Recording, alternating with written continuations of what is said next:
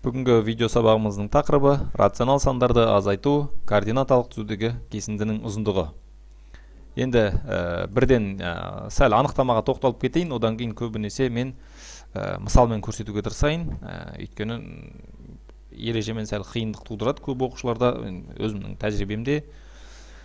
Рационал сандарды азайту ережесі. Бір саннан екінші санды азайту үшін азайтқышқа қарама-қарсы санды қосу керек. Мысал қараңыздар, иә? Бір саннан екінші санды азайту үшін минус 3,16-дан азайту үшін 1,5-ті, иә?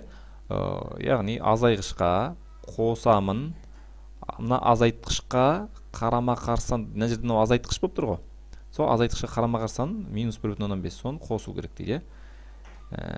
Мында да мысалы қарасаңыз минус 7,5-тен азайтқан минус 3-ті.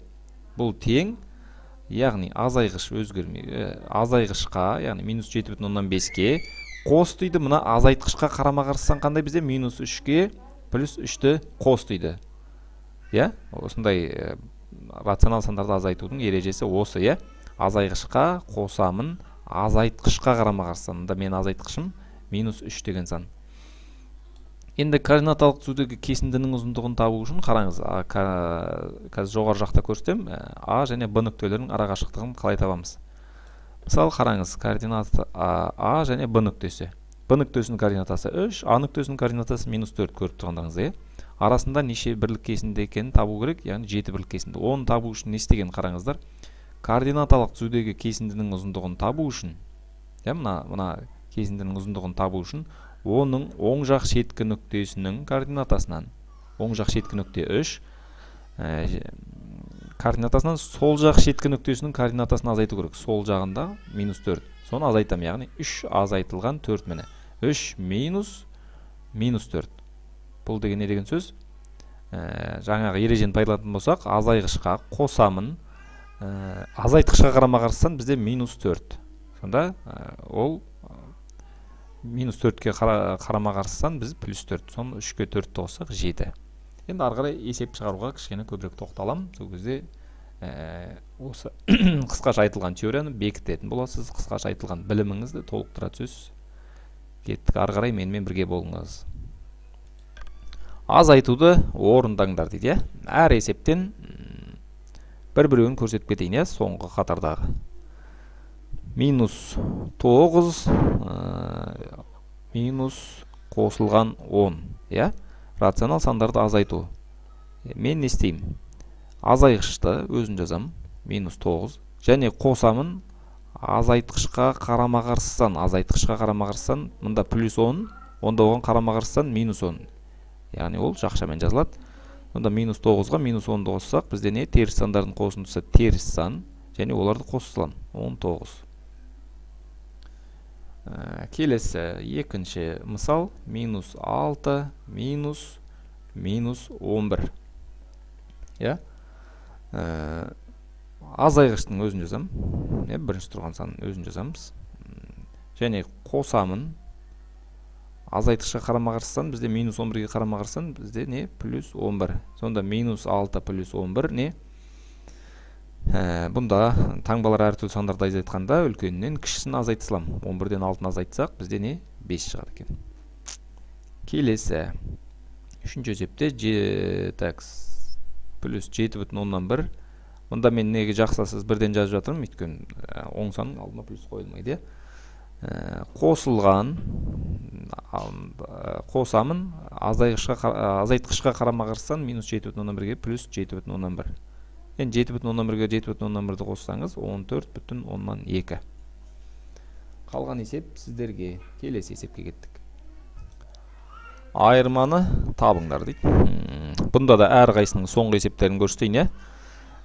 Бірінші есептің соңғы, екінші, үшінші есептердің соңғы есептерін көрсетіп өтейік. Кеттік. Бірінші есеп минус 8,9. Рационал сандарды азайтуда не істеймін? Қосамын, азайтқышқа қарама-қарсы сан 3,7. Енді модуль үлкен саннан модулі кіші санды азайтам. Бірақ модуль үлкеннің таңбасы минус 8,9-дан 3,7 азайтамыз. Ол кезде таңба бізде минус шығады. 8,9-дан 3,7 алатын болсақ, 4,2 шығады екен. Келесі екінші есепке кеттік. Минус 8. Бірден жалғастыра берейін. Минус 8 қосылған азайтқышқа қарама-қарсыдан плюс 9,5 болса, бұл минус 9,5 болады. Сонда тең екеуі де не? Теріс сандар. Теріс сандарды қосқан кезде, біз айттық, теріс сандар екеуінде, мысалы мен көп оқушыларға көрсетем, екеуінде қарыз деп қарастырам, екеуінде минус сан. Қарызға қарыз қосылады, қарызыңыз көбейеді, онда екеуіне істейміз, қосамыз. Сонда 8-ге 9,5-ті қоссақ, енді бір мынаны көрсете кетейін, сіздерге бір жағынан ондық бөлшектерді қосу қайталау болсын. Көп оқушы неден қате кетеді? 9,5 қосылған 8 деп жазатын балалар бар. Бұл өте қате. Бұл 8 бүтін ғой. Ол бүтіннің астына жазылады. Мынаның бөлшек бөлігі жоқ ағай. Онда 0 жазасыз. Сонда теңеседі. 5-ке 0, 5. 9-ға 8-ді қоссаңыз 17. Сонда 17,5. Минус 17,5 жауап. Келесі үшінші есеп. 4,6 рационал сандарды азайтуда қосамын. Азайтқышқа қарама-қарсыдан плюс 2,5-ке минус 2,5. Сонда модулі үлкен саннан модулі кіші санды азайтысыламыз. 4,6-дан 2,5-ті азайтамыз. Енді сіздерге бір жағынан қайталау болсын. 6-тан 5-ті алсақ 1, өтірдің астына өтір келетін, бірлік разрядының астына бірлік келетіндей. 4-тен 2-ні аламыз, 2,1 қалады екен сонда. Модулі үлкен санның таңбасы плюс, сондықтан 2,1. Келесі есептерге кеттік. Азайтуды орындаңдар дейді. Екінші, төртінші, алтыншы есептерге кеттік.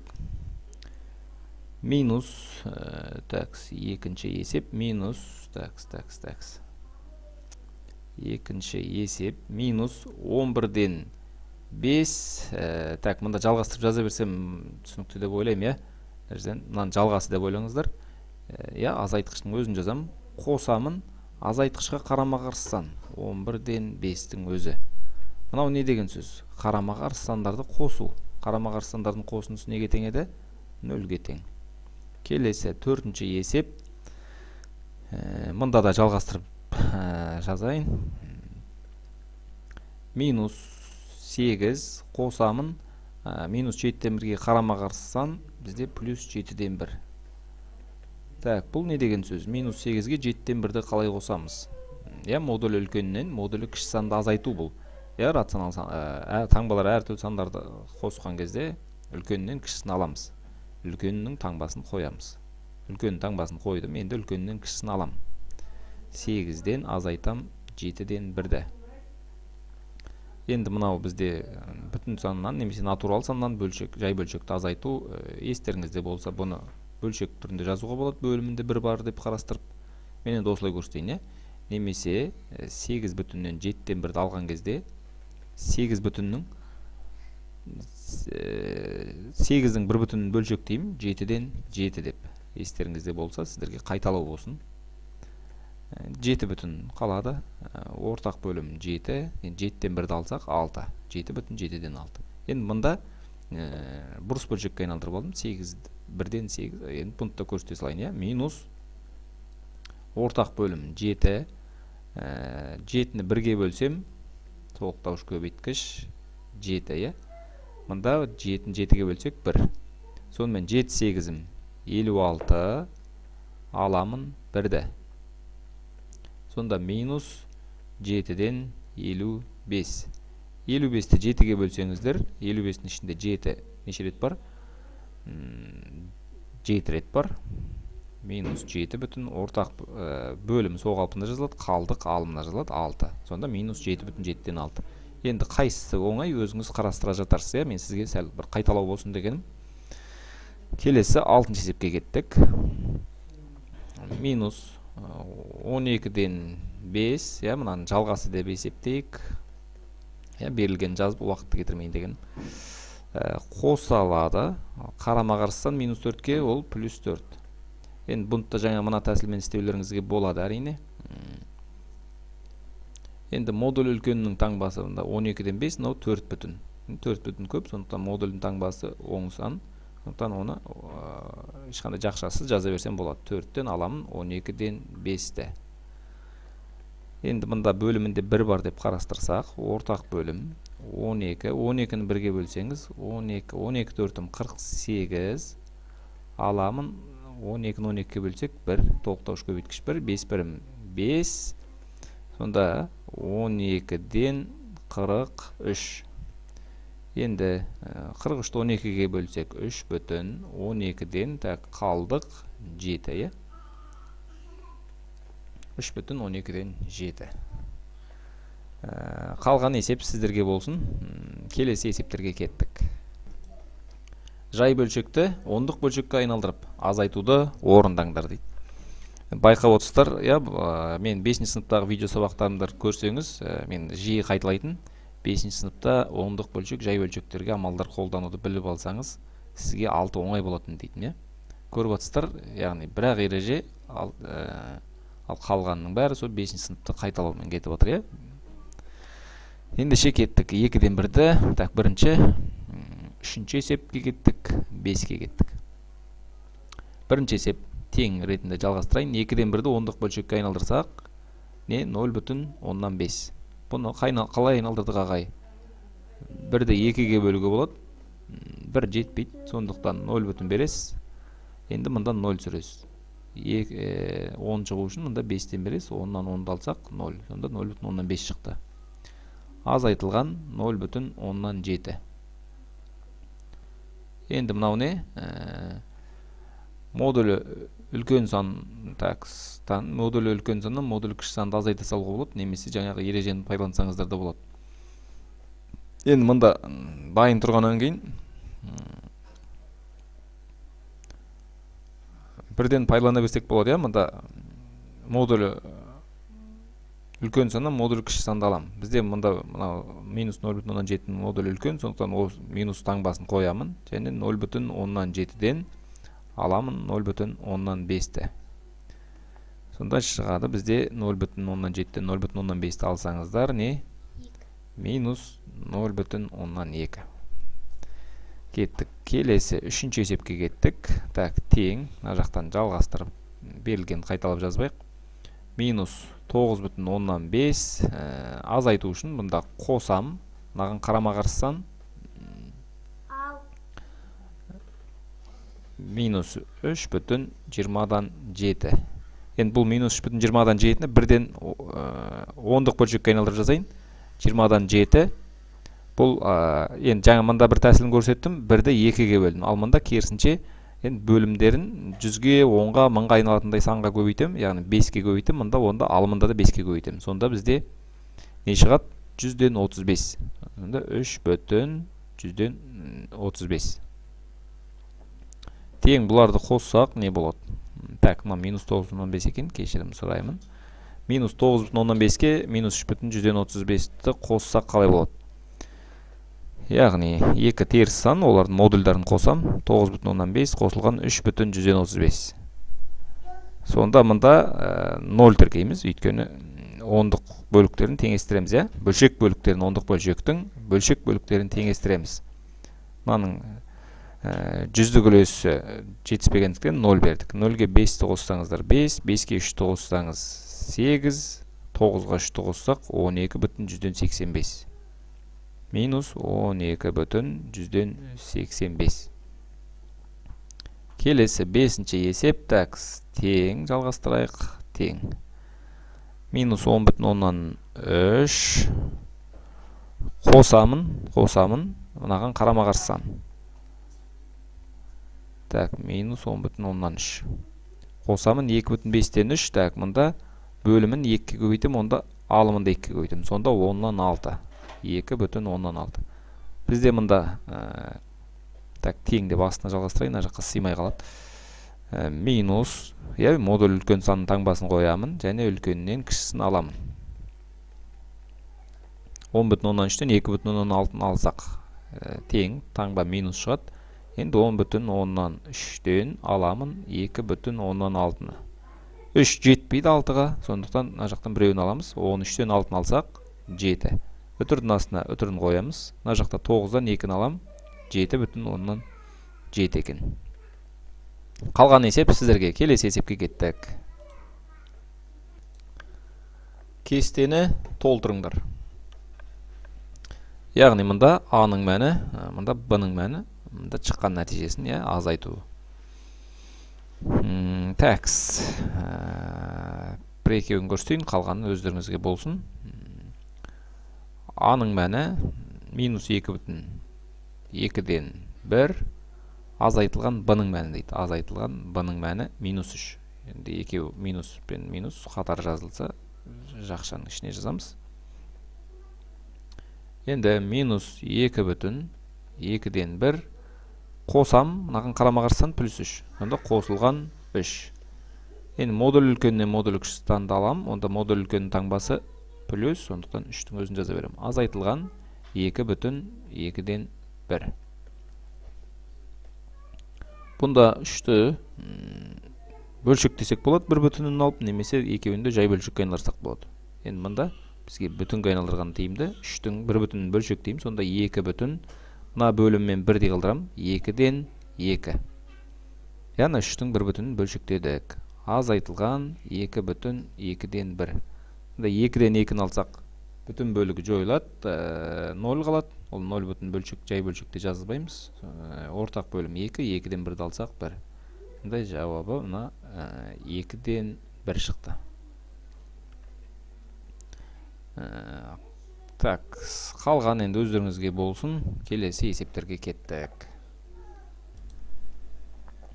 Теңдеуді шешіп, оны тексеріңдер дейді. Теңдеуді шешіп, оны тексеріңдер. Кеттік енді келесі.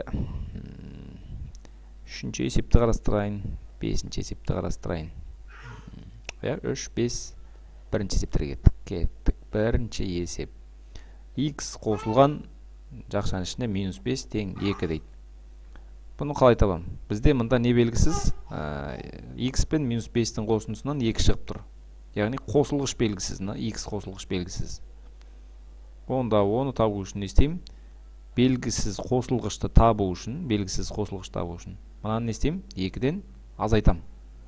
Онда тең 2 азайтылған белгілі қосылғыш минус 5. Ал бұл не деген сөз? Астына жазайық.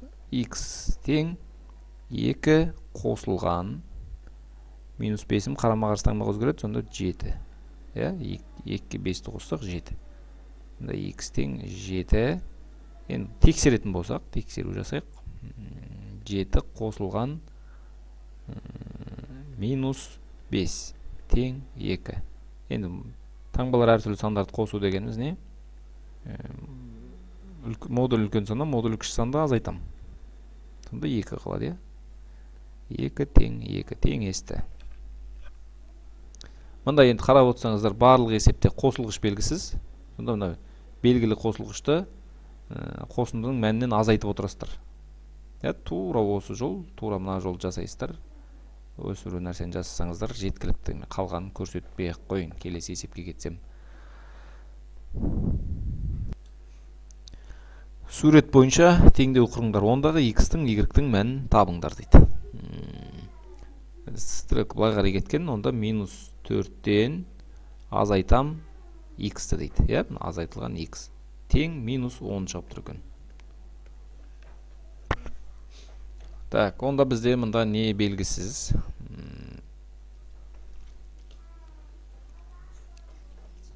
Азайтқыш белгісіз, Азайтқыш белгісіз. Азайтқыш белгісіз болған жағдайда азайтқышты табу үшін азайғыштың мәнінен минус 4-тен не істеймін? Азайтам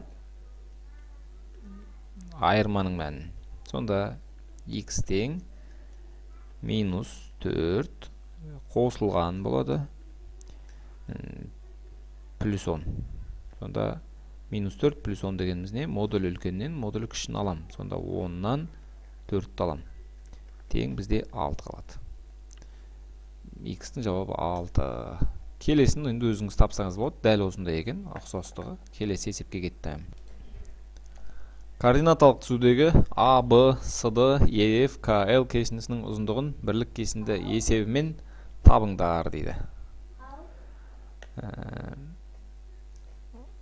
Бірлік кесінді есебімен табайық. A, B кесіндісін тәк. Бірін A есебі және V есебі бойынша қарастырайық. Ендеше кеттік. Мұнда A нүктесін мен AB кесіндісінің ұзындығын табу үшін бізде оң жағындағы қай сан орналасқан? Минус 7 ма, әлде 2 ма? Әрине 2, я, оң жақтағы саннан сол жақтағы санды азайтам. Сонда A нүктесі 2-ден азайтам минус 7-ні. Енді бұл ереже сіздерге таныс. Бірінші сан, яғни азайғышқа қосамын, азайтқышқа қарама-қарсы мынаған қарама-қарсы сан плюс 7. Сонда бізде не? 9 шығады екен. Келесі V. Минус 4 KL кесіндісінің ұзындығы. Яғни L оң жақта қайсы орналасқан? Минус 4 па, 0 ма? 0 орналасқан. Сондықтан 0-ден аламын минус 4-ті. Сонда 0-ге қосамын. Минус 4-ке қарама-қарсыдан бізде не? Плюс 4. 0-ге 4-ті қосаңыздар 4. Келесі есепке кеттік. AB кесіндісінің ұзындығы 8 бірлік кесіндіге тең болса, егер A минус 2 нүктесі кесіндінің сол жақтағы шеткі нүктесі болса дейді. Сол жақтағы шеткі нүктесі болса, оң жақтағы белгісіз бізде. Оң жақтағыдан сол жақтағыны не істейміз? Аламыз. Сол кезде бізде 8 шығады екен. Онда не істейміз? Қалай табамыз? Азайтқыш белгісіз. Онда азайғыштың мәнін табу үшін айырманың мәніне қосамын. Ені? Азайтқышта. Сонда минус 2-ні қосамын. Тең болады 8. Жақшаны мұнда ашылатын болсақ, немесе модуль таңбалар әртүрлі сандарды қосқанда модулі үлкеннен модулі кішіні азайтам. Яғни 8-ден 2-ні алам. 6. Келесі есепке кеттік. Сүңгуір спортшы плюс 2,2 метр биіктіктегі тұғырдан суға секіріп, одан минус 5 метр төмендеді. Сүңгуір спортшыға суға неше метр тереңдікке сүңгіді дейді. Неше метр тереңдікке сүңгіген табу үшін ол жоғары 2,2-ке төменге 5 метр түссе. Яғни 2,2-ден істейм? Азайтам минус 5-ті. Бұнда модуль үлкен саннан модуль кіші санды азайтамыз. Модуль үлкен сан минус 5, минусы алдына шығады. Және азайтам модуль үлкен саннан модуль кіші санды 2,2-ні. Сонда 5-тен азайтсақ 2,2-ні. Осы жерде көп оқушы шатасады. 2 бүтін, яғни бүтіннің астына бүтін жазылады. Аның бөлшек бөлігі жоқ болса 0 бересіз. Сөйтесті ондық бөлшектің бөлшек бөліктерін теңестіреміз. 0-ден 2 алынбайды, сондықтан мұнда 1 береміз. 10-нан 2-ні алсақ 8. Мұна 1, 5-тен алынды, сондықтан мұнда 4 қалды. 4-тен 2-ні алсаңыз 2,8. Мұнда тең минус 2,8. Суға неше метр тереңдікке? 5 метр тереңдікке сүңгіді. Екінші есебін осылай тапсаңыздар болады. Жауап неше мен өзгерді дейді? 7 шығу керек жауап. Келесі есепке кеттік.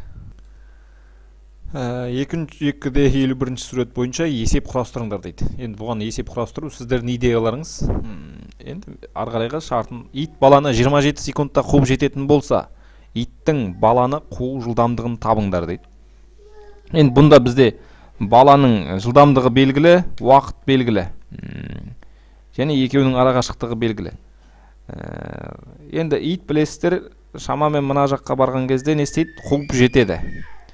Бала ол кезде мына жол жүріп өтеді, ал ит мына баланың жүрген жолын және екеуінің ара қашықтығын жүріп өтеді. Енді осыған байланысты теңдеу құрастыратын болсақ, иттің жылдамдығы бізде белгісіз. X бізде не берілген? Иттің жылдамдығы белгісіз. В ит тең x метр минут. Немесе x метр қандайда бір секунд,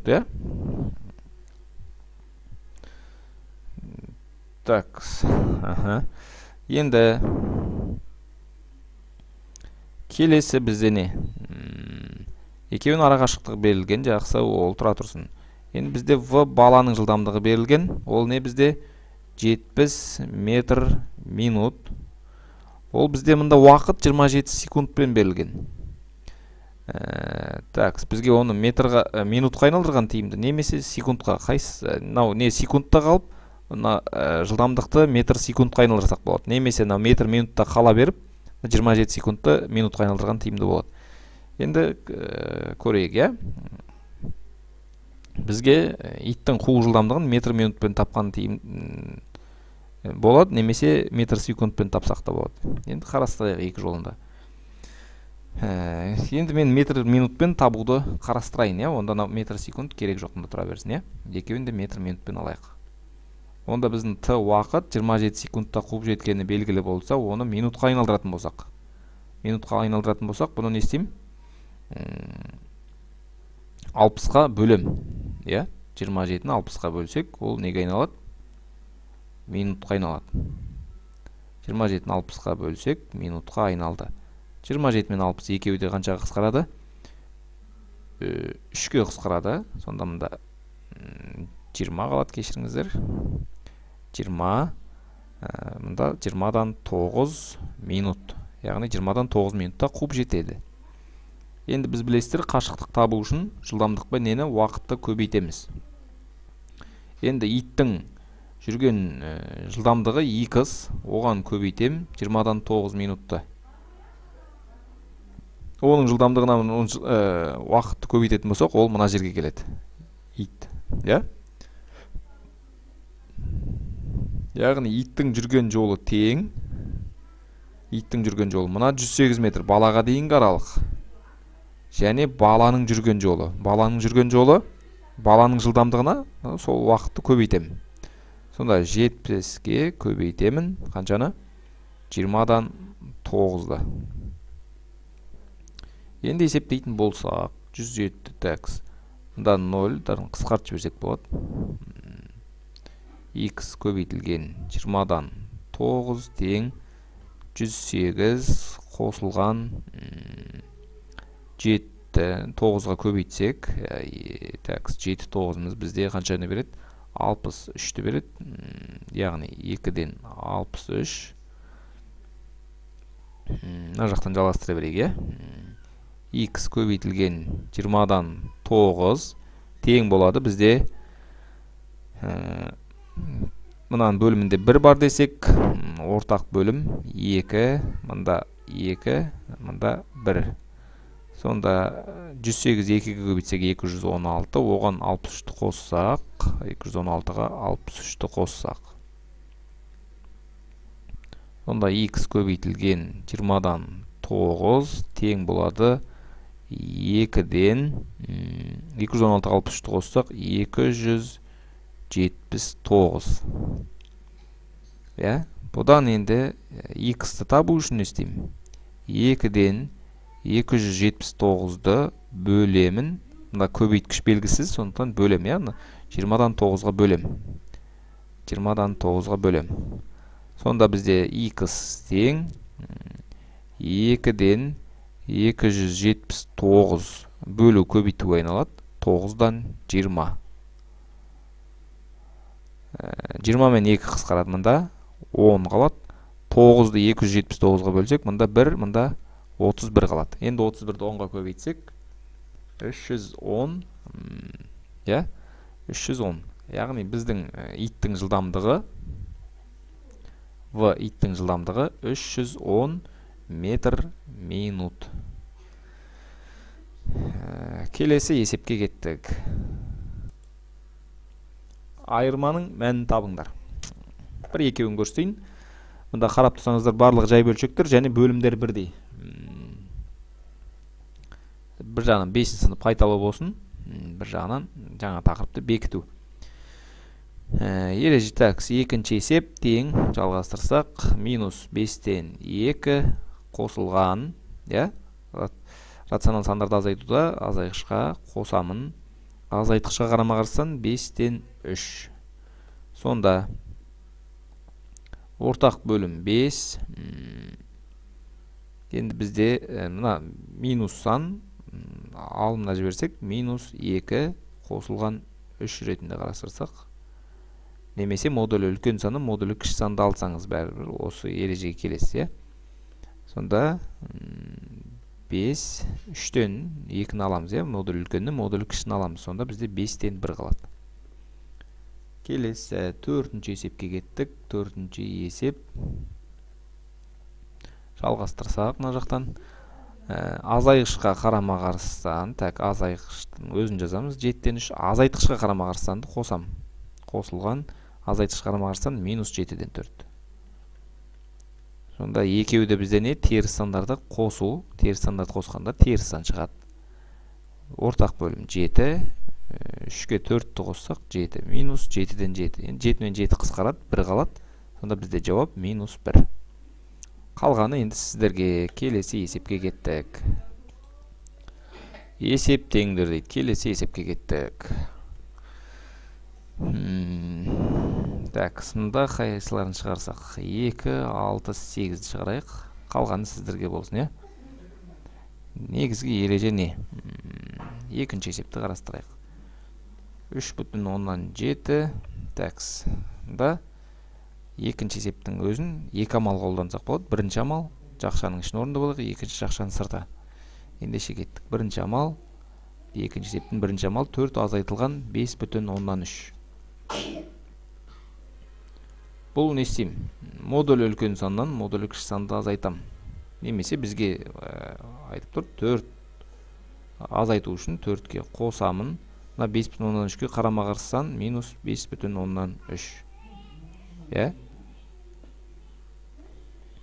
Сонда тең болады бізде не? Бұл таңбалар әртүрлі сандарды қосуда модулі үлкеннен модулі кішіні азайтам.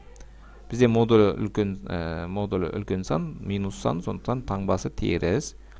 5,3-тен азайтамын. 4-ті модулі үлкеннен модулі кішіні азайтам. Сонда модулі үлкен таңбасы минус. 5,3-тен 4-ті алатын болсақ, 1,3. Минус 1,3. Енді екінші амал 3,7 азайтылған. Жақшаның ішіне минус 1,3 шықты. Жақшаның ішіне жазып қойық, минус 1,3. Тең болады не? 3,7 қосылған минус 1,3-ке қарама қарсыдан плюс 1,3. Сонда қоссақ не болады? 4, 5,ге айналады екен. Келесі 6-ші есепке кеттік.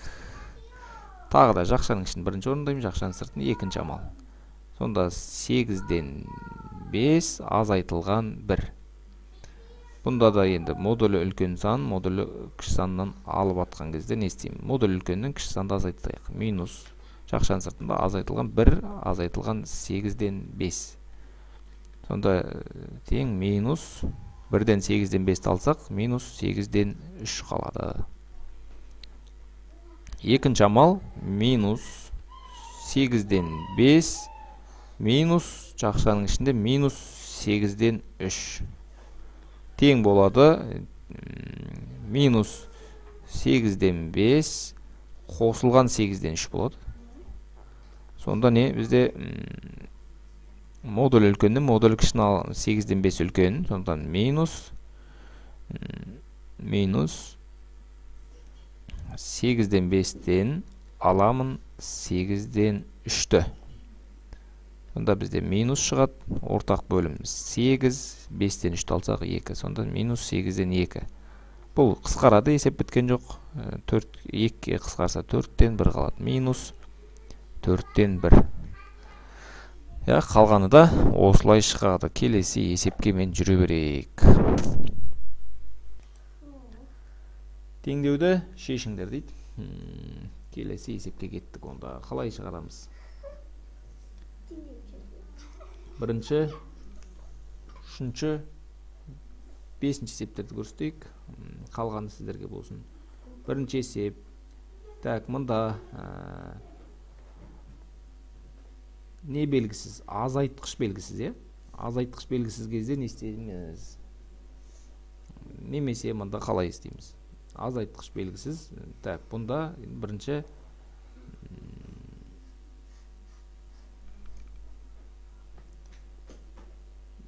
оған жетпес бұрын минус 13,7 мынау азайту барысында не істейміз? Азайғышқа қосамыз, азайтқышқа қарама-қарсы минус x-қа қарама-қарсы плюс x. Сонда минус 4,9. Енді не белгісіз? Қосылғыш белгісіз. Қосылғыш белгісіз кезде не істеймін? X тең. Қосылғыш табу үшін, белгісіз қосылғышты табу үшін қосындының мәнінен минус 4,9-дан аламын. Белгілі қосылғыш, яғни минус 13,7-ні. Сонда бізде x тең минус 4,9 қосамын, ереже бойынша азайту үшін қосам қарама-қарсыстанды. Сонда 13,7-ні қосам. Минус 4,9-ға 13,7-ні қосу үшін енді бізде модуль өлкені 13,7 екен көріп тұрмын. 13,7-ден 4,9 кіші. Сонда өлкеннен кішіні алам. 13,7-ден 4,9-ды алам. Сонда бізде x тең қанша болады? Так, 8, 7-ден 9-ды алсақ, мына жақта біреу, так, 8,8. Так, келесі үшінші есепке кеттік.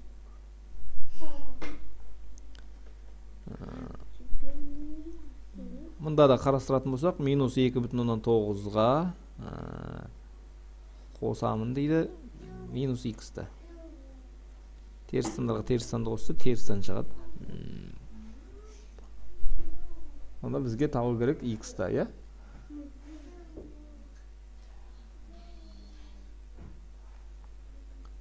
Бізге минус x табу үшін не істейміз? Мұнда жақшасы жасақ та болады, не? Минус x. Мұнда минус 3,8. Мұнда не белгісіз? Азайтқыш белгісіз. Азайтқыш белгісіз болса, яғни x табу үшін айырманың мәніне, такс, жоқ, айырманың мәніне емес, кешірім сұрайым. Азайғыштан азайтамын айырманың мәнін. Сонда минус 3,8. Енді көп оқушыларына қиын болып кетуі мүмкін, қиындық тудыруы мүмкін. Бұл қалай? Наны қалай тауып жатырмын? Мысалы, мен қарапайым бір теңдеуді көрсетем, 5-тен x-ті алам, тең 2. Онда сіз мына жерде x табу үшін не істейсіз? 5-тен 2-ні аласыз ғой. Дәл сол сияқты. Егер осындай бір теңдеулер қиындық тудырып жатса, теңдеулер, осындай бір тура осыған ұқсас, өзіңізге оңай бір теңдеу қойып алсаңыз, сізге бұл теңдеуді жаңағы мына орындарын шатастырмай қою өте оңай болады. Сонда минус 2,9-ға қосамын, мынаған қарама-қарсыдан 3,8. Енді 3,8 минус. Бұл таңбалар әртүрлі сандарды қосу ережесі бойынша қосамын. Яғни модуль өлкеніне модуль кішіні алам. Сонда 3,8-ден 2,9-ды алам. Сонда бізде x тең 0,9 шығады. Келесі 5-ші есепке кеттік. 5-ші есепке теңдеуге көбірек тоқтап жатқан себебім, көп қиналатын тақырыптардың бірі оқушылардың.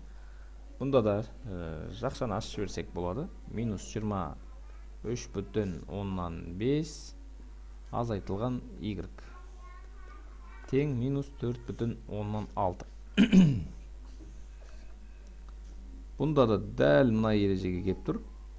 Азайтқыш белгісіз. Сонда y тең азайғыштың мәнінен минус 23,5-тен азайтамын айырманың мәнін. Мында да сол сияқты. Азайғыштан айырманың мәнін азайттық. Минус 4,6. Сонда y тең минус 23,5-ке қосылады мынау. Не болады? Қарама-қарсыдан минусқа плюс 4,6 болады. Сонда y тең модулі үлкен сан бізде минус 23,5 алынған 4,6. Сонда y тең минус 23,5-тен 4,6-ны алайық. 4,6. Ал 5-тен 6-ны алынбайды. Сондықтан мына жақта біреуін аламыз. 15-тен 6-ны алсақ 9. Үтірдің астында үтір түсіреміз. Мұнда 2 қалды. 22-ден 4 алатын болсақ, қанша қалады? 18,9. Сонда біздің теңдеудің жауабы минус 18,9 болды. Келесі есепке кеттік. Қалғанын енді өзіңіз шығарып көріңіз. Кестедегі бос орындарды толтырыңдар дейді. Қарсыластардың қақпасына ұрылған доп саны, қақпаларынан өткізіп алған доп саны. Ойын нәтижесі. Енді ойын нәтижесі қандай болады, Мұнда қақпасына ұрған, яғни бізге ол ұпай, жіберіп алған ұтылыс, 18-ден 11-ді істеймін, аламыз. Сол кезде не? 7. Айырмашылық ойын нәтижесі, яғни 7 ұпай. Комета белгісіз, мына жақта жіберіп алған доп саны 23, мұнда минус 4 шығып тұр. Ол қалай жақ болады? Яғни бұл әрине не? Теңдеу. Мұнда белгісіз, не істейсіз? X азайтылған 23 екен, кешіріңіздер, дұрыстап жазайын. 23. Сонда тең минус 4 шығып тұр. Қалай табам? Азайғыш белгісіз. Онда азайғыш табу үшін айырманың мәніне қосамын азайтқышты. Минус 23. Сонда бізде X тең болады минус 27. Минус 27. Яғни такс. Кешіріңіздер, қате кеттік мен бірдеңеден. 23. Тұра тұрыңыз. Минус 4-ке мұна 23 қосылады. Сонда бізде X тең 19. Яғни ұрған доп саны 19, бірақ одан жіберіп алған доптар асып кетті, сондықтан бізге минус 4. Ұтылыс, айырмашылық. Лазер, енді арғарайғысын өзіңіз табыңыз, дәл бірінші сияқты шығады. Келесі есепке кетті. Арал теңізінің суы азайып, оның аймағының құрғауына байланысты ауаның температурасы жазда 45 градустық болса, қыста 47 градусқа дейін суық болатындығы байқалған. Арал аймағындағы ауа температурасының жылдық өзгерісі неше градус? 45-тен аламын минус 47-ні. Осы есепті арқарайында өздеріңіз аяқтарсыз. Мәселе есептерді. Келесі есеп, бұл бір шығармашылық есеп, сізді өз идеяңызды қарастырып көріңіз, әркімде әрқалай шығару мүмкін. Келесі 444. Бірлік кесіндісі 1 сантиметрге тең координаталық түсуде АБ кесіндісінің А нүктесіне минус 2,5 саны сәйкес келсе, оған қарама-қарсы сан Б нүктесіне сәйкес келеді. Минус 2,5-ке қарама-қарсы сан Б нүктесі, ол значит плюс 2,5. АБ кесіндісінің ұзындығын табыңдар. Яғни мынау минус 2,5 теріс сан, оған қарама-қарсы сан 2,5. Оң жақта орналасқан, ендеше 2,5. Оң жақтағы саннан аламын сол жақтағы санды. Сол жақтағы сан менде минус 2,5. Енді бұнытты арқылай өздеріңіз аяқтарсыз. Келесі есеп. Бірлік кесіндісі 1 сантиметрге тең координаталық түсудегі СД кесіндісінің ұзындығы 16 сантиметр. Оның қақ ортасындағы нүктеге минус 5 саны сәйкес келеді. Минус 5 саны сәйкес келеді. С және Д нүктелерінің координаталарын табыңдар дейді. 16-ның қақ ортасына қайсы сәйкес келеді?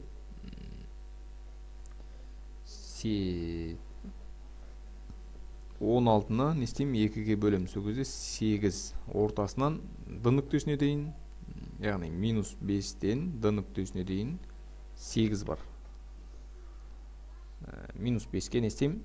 8-ді қосам және 8-ді азайтам. Сол кезде с және д нүктелерінің координаталарын табуға болады. Минус 5-ке 8-ді қосам және минус 5-ке минус 8-ді қосам.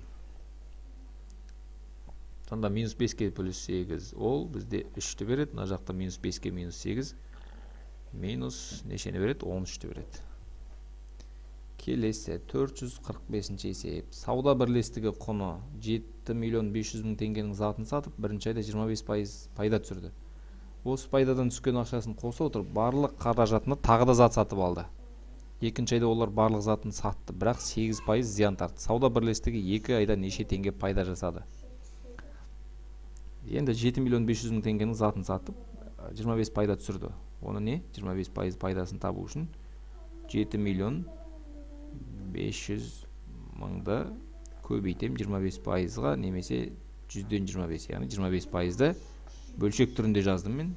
25%-ын табу үшін да 0-ді қысқартамыз. Так, енді немесе бізге бұл тиімсіздеу. 25 пен 100-ді қысқартқан тиімді. 25-ке қысқартсам мұнда 4, мұнда 1 қалады. Енді 7.500.000-ды 4-ке бөлсек, 7-нің ішінде 4 бірлет бар. 15, мұнда 3, 750, 754-ке бөлінбейді, сондықтан 7.500-ді 4-ке бөлейік. 4-ке бөлсек, бізде қанша шығады? 75-дің ішінде 4, неше рет бар бізде? 36 рет бар, е? Так, 10 көтірік айтам. 7-ның ішінде 1 рет бар. 4, 3, 35-дің ішінде 4, 8 рет бар. 32, мұнда 3 қалады. 30-ның ішінде 0 түссе, 7, одан кейін 5. Миллион 875.000 теңге пайда тапты. Осы пайдадан түскен ақшасын қоса отырып, барлық қаражатына тағы да зат сатып алды. Мынаны қостық, 7.500.000-ға қосайық. 7.500.000 қосамын, 1.875.000. Онда қосатын болсақ, 3 0-ын қойдық, 5-ке 0-ды қоссақ, 5, 0-ге 7-ні қоссақ, 7, 5-ке 8-ді қоссам, 13, бір ойда, 7-ге 1-ді қоссақ, 8, ойдағымен 9. 9.375.000 болды.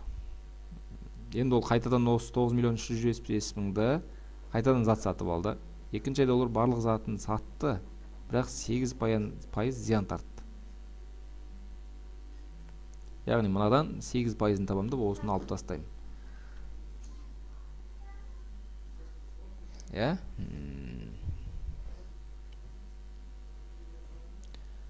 8%-ын табайық ендеше. 9.375.000 көбейтілген 8 табу үшін ол 100-ден 8 болады. 8%-ын табу үшін. Енді 0-дарын қысқартып тастайық. Енді мынаны 8-ге көбейтіп салсақ. Қанша болады, я? Так, 8-ге астын жаза берейін. 0-ді 8-ге көбейтсек 0, 8 5 40, 0 түседі 4 ойда, 8 7 56, ойдағымен 60. Енді 6 ойда 3 8 24, 24-ке 6-ны қоссам 30, 0-ін сүрем. Енді 3 ойда 9 8 72, ойдағымен 75 болады. Сонымен 750.000 зиян шекті. Яғни мына 9 миллион 9 нүктемен қойын, 9.375.000-нан естем аламын 750.000-ды. 750.000-ды алсақ қанша болады? 3 нөлдарын сүремін. 5, 7-тен 5-ті алсам 2, 3-тен 7 алынбайды. Мына жақта 93-тен 7-ні алсақ, бізде 86. Сонда 8 миллион 625 мың қалды қолында. Енді біздің пайда, қанша пайда тапты? Енді бізде бастапқы салған 7 миллион 500 мыңнан мынадан алып тастаймын. Басқа түспен жазайын, араласып кетті бәрі. 8 миллион 625 мыңнан алып тастаймын 7 миллион 500 мыңда. Онда 2 айда қанша пайда тапқанын көреміз. Нөлдер, соңғы нөлдер еш өзгеріссіз қалады. 5-тен 0-ді алса 5, 2-ден 0-ді алса 2, 6-тан 5-ті алсақ 1, мына жақта 8-ден 7-ні алсақ 1. Сонда 1 миллион 125 мың теңге пайда тапқан екен. Келесі есепке кеттік. Амалдарды орындаңдар дейді. Келесі есептерге кеттік ендеше. Так, мынаны былай қарай сәл жылжытып алайық.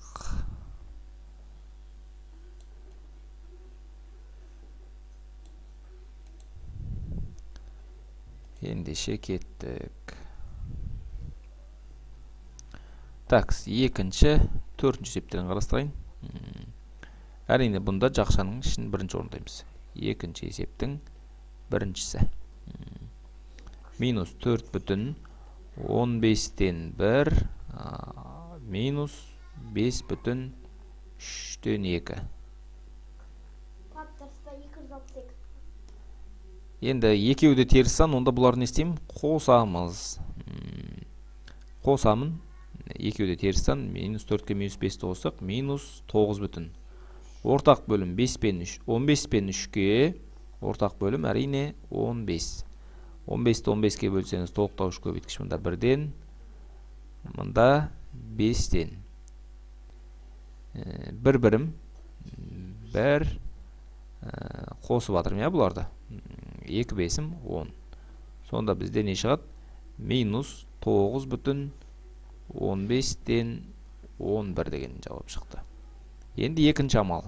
Екінші амалымыз, мынау, екінші амал минус 7 бүтін 5-тен 3 азайтылған минус 9 бүтін 15-тен 1, жақшаның ішінен шығып тұрғаны. Кешіріңіздер, мұнда азайтылған, мұна азайтылған жаздық. Енді жақшаның ішінен минус 9 бүтін 15-тен 11 бар. Минус 9 бүтін 15-тен 11. Сонда бұдан шығады минус 7 бүтін 5-тен 3 қосылған болады. Неге қосылған? Рационал сандарды азайту ережесі бойынша қосылған. Минус 9 бүтін, ол плюске айналады. Сонда 9 бүтін 15-тен 1. Енді модуль үлкеннен модуль кішіні аламыз бұл кезде. Модуль үлкен бізде 9 бүтін, сондықтан 9 бүтін таңбасы қойылады. Онда плюс 9 бүтін 15-тен 11 азайтылған 7 бүтін 5-тен 3. 9-дан 7-ні алсақ 2 бүтін. Мұнда алмас бұрын алымдар салыстырып аламыз, 11 мен 5-ті көбейтсек 55, 15 пен 3-ті көбейтсек 45. Бұлай көбейткен кезде үлкен болса, онда мына бөлшек бөлік үлкен, онда қорықпай ала берсек болады. Ортақ бөлім 15, мұнда 1, мұнда 3. 11-ден 9, мұнда 11. 11-ден 9-ды алсақ не? 2. 2 бүтін 15-тен 2. Келесі төртінші есеп, бірінші амал. Әрине жақшаның іші, бірінші амалдан бастап кетейін бірден. Екеуін не істеймін? Қоса берем. Екеуінің таңбасы теріс, сондықтан теріс. Такс. Минус 3 бүтін 18-ден 7. Минус 5 бүтін 9-дан 8. Дең, минус 5 пен минус 3-ті қоссақ, минус 8 бүтін. Ортақ бөлім 18, мұнда 2-ден берем. 7-ге 16-ны қоссам, 23. Еннен бөлшек бөлігіне бұрыс бөлшеккен алып кетті. Сондықтан, такс.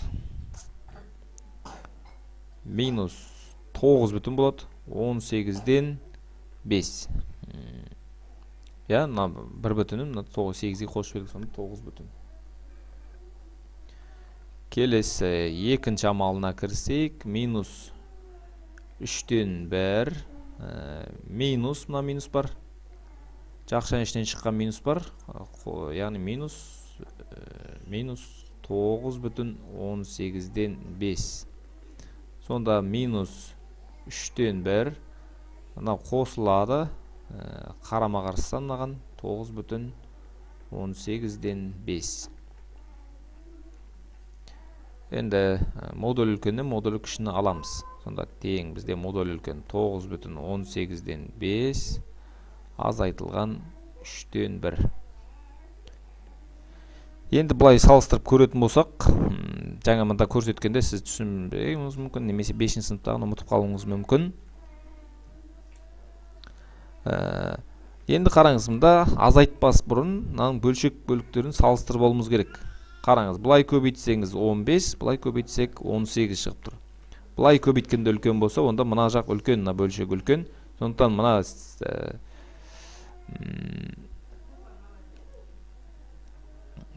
9-дың 1 бүтін бөлшек дейміз. Сонда бізде 8 бүтін 18-ден 23 азайтылған 3-тен 1.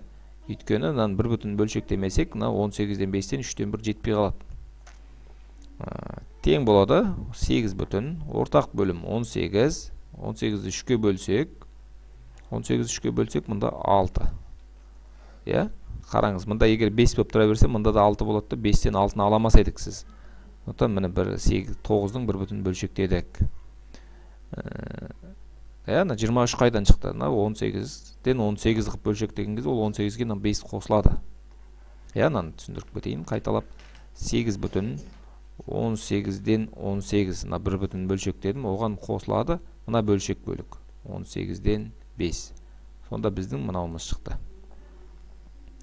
23-тен 6-ны алып тастасақ, бізде 17 қалады екен. Қалған есеп сіздерге болсын. Келесі есепке кеттік. Тиімді тәсілмен есептеңдер дейді. Енді қараңыз, бір ұзын сонар сандар тізбегі берілген, және оларды қосу, бір қарасаңыз. Неге қосу деп қарастырдық? Өйткені біз айттық, рационал сандарды азайту үшін қосылған мынандай нәрсе бар. Қосам, азайту үшін, мынаған қосамын, мынаған қарама қарсыдан минус 2,2. Барлығы сондай. Сонда бізде қалай істесек болады? Минус 1,2-ге мына жақта қарама қарсыдан бар, плюс 1,2. Минус 2,2-ге қарама қарсыдан бар, 2,2. Яғни біз қарама қарсындарды қоссақ не болады? Қарама қарсындардың қосындысы 0-ге тең болады. Сонда минус 3,2 мен плюс 3,2-ні қоссақ 0 болып кетеді. 0 деген жоқ, жойылды. Минус 4,2 мен плюс 4,2-ні қоссақ 0 болады. Сонда бізде қалады минус 5,2 жауап. Келесі мұнда 3,4-тен 5 алсаңыз қанша? Бірінші жақшаның ішінде оқып болған, бұлар жақшаны шығару үшін не істейміз? Амалдарды орындайық. 3,4-тен 5 алсақ, минус 1,6. Қосылған 4,4-тен минус 7 алсаңыз, минус қанша болады? 2,6. Қосылған 5,4-тен 9 алсақ қанша болады? Минус 3,6. Және қосылған 6,4-тен минус 11 алсақ, минус 5,6 екен. Келесі қосылған 7,4 минус 13. 7,4-тен минус 13-ті алсаңыз, бізде қанша болады? 8, 5, 6 бүтін.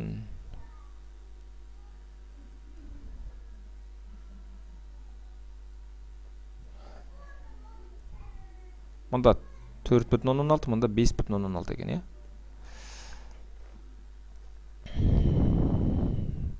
Бұны Гаусс әдісімен шығарсаңыздар болады, сіздерге бір подсказка болсын, өздеріңіз қалғанын еске түсіріп көріңіздер. келесі есепке кеттік. Осымен келесі есептен бұрын мынау қазір 1 сағатқа толады, сондықтан осымен видео сабағы аяқталады. Келесі екінші бөлімде кезіккенше.